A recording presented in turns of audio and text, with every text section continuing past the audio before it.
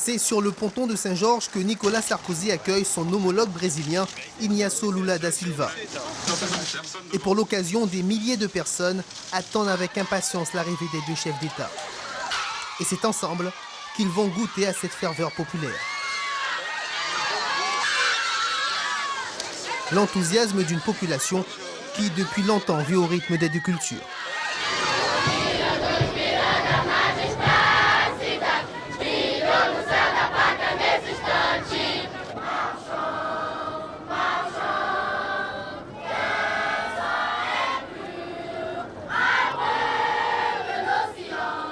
Un moment symbolique qui laisse place à des engagements politiques historiques. En arrivant au camp berné de la Légion, les deux présidents s'arrêtent sur la maquette du pont de l'Oyapock, qui deviendra réalité en 2010. Nicolas Sarkozy s'y est engagé.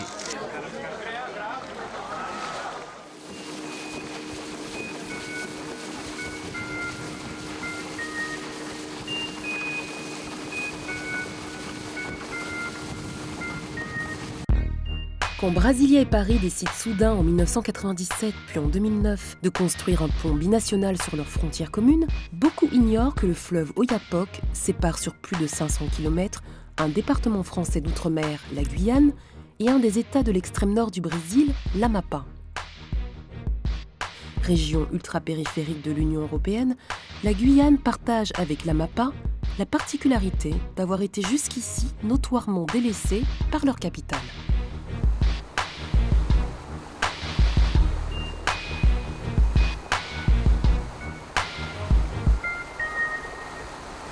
Ce fameux pont dont on parle depuis 8 ans sans en voir la réalisation, les travaux commenceront cette année pour une inauguration en 2010. Afinal de contas, o preço da ponte são 38 milhões de euros. En fin de compte, le prix de ce Se pont, juntar o PIB da França e o PIB do Brasil, 38 millions d'euros. Sinon, met ensemble le PIB de la France et du Brésil. representa muito pouco Ceci représente très peu. para que demoremos tanto em fazer uma Pour ponte. que nous ayons mis tellement de temps à la construire. Que les deux pays dotent leurs frontières communes de ce pont inattendu, veut-il dire qu'ils s'intéressent enfin à leurs périphéries respectives ?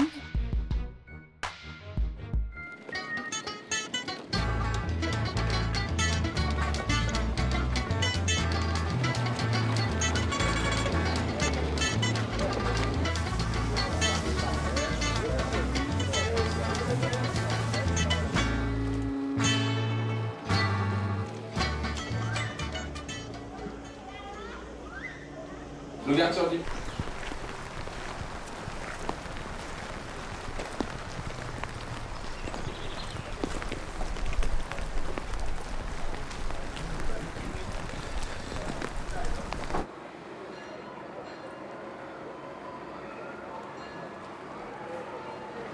Il y a quand même énormément de Brésiliens qui cherchent à venir ici.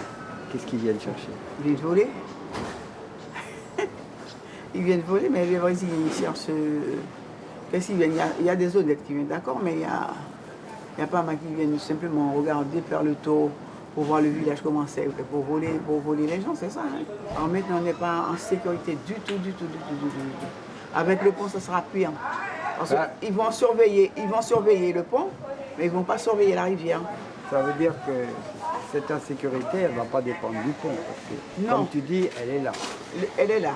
Elle est là et effectivement, on sent bien que le pont, ça va être le seul endroit sécurisé finalement. Oui, le seul endroit sécurisé, ce sera... Et donc, c'est pas le pont qui va augmenter l'invasion. Non.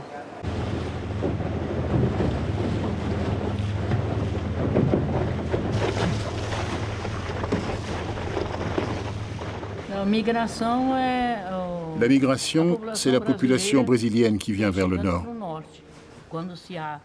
Cela se passe partout de la même façon. Les gens viennent quand il y a des opportunités de travail et de vivre mieux. Les gens migrent.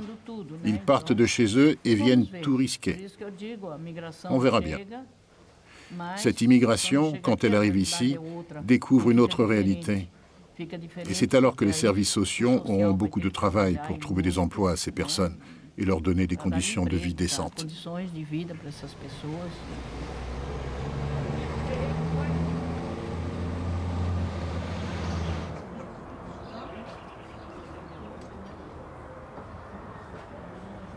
Le Brésil, il y a beaucoup à dire. Hein?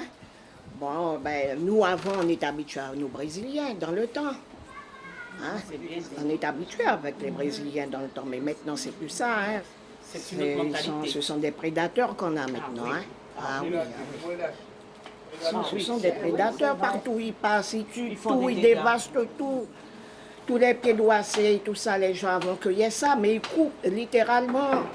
Quand tu vas à la forêt, bon, maintenant tu as des espèces protégées. Mais ils sont foudroyamment espèces protégées ou pas. Hein. Ça tue tout, hein. Quand tu vois, ils passent un endroit là, c'est désert, hein. C'est comme Attila, quand ils passent, il n'y a plus rien qui pousse. Il ne faut pas oublier l'histoire parce que la Guyane a été une terre d'immigration, parce que la France l'a voulu. Lorsqu'on a voulu construire la base spatiale, on a fait appel à cette main-d'œuvre brésilienne de la MAPA, donc qui est repartie, mais qui a retrouvé des situations économiques et sociales très mauvaises et qui sont revenues. Et depuis 30 ans, a lieu ce bal de la MAPA, du Para, du Maranhão, sur le territoire de la Guyane, principalement Saint-Georges, qui est pour certains une zone de transit, puisqu'autrefois il était plus facile d'obtenir la carte de séjour. Aujourd'hui, c'est plus difficile. Et aujourd'hui, avec l'arrivée du pont, il y aura 60 policiers aux frontières avec la gendarmerie. Donc ça sera vraiment, comme je vous disais, un vrai marquage de territoire. Mais comme vous savez, la France et le Brésil partagent 700 km de frontières. Donc ça ne s'arrêtera jamais. Avant même de penser aux enjeux économiques, Paris et Brasilia prennent-elles en compte les réalités sociales vécues sur le terrain ? L'afflux de migrants brésiliens en Guyane est une réalité incontournable et complexe.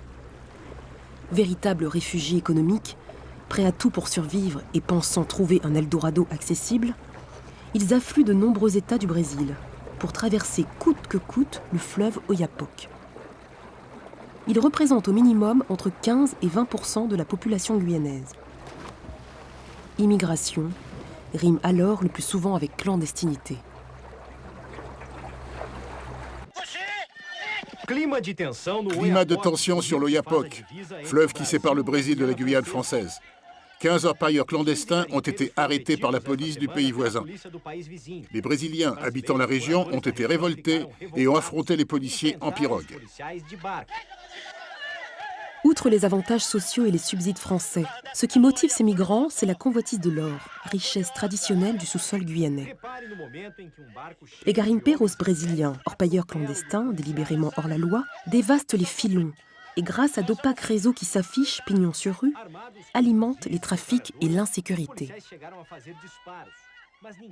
Nombreux sont les citoyens de Guyane et d'Amapá qui attendent de Paris et de Brasilia une action cohérente contre ce Far West. Des opérations telles que Harpie ou Anaconda sont des démonstrations de force peu suivies d'effet. Sur le terrain, les trafics continuent et la vallée de l'Oyapock semble en être une plaque tournante.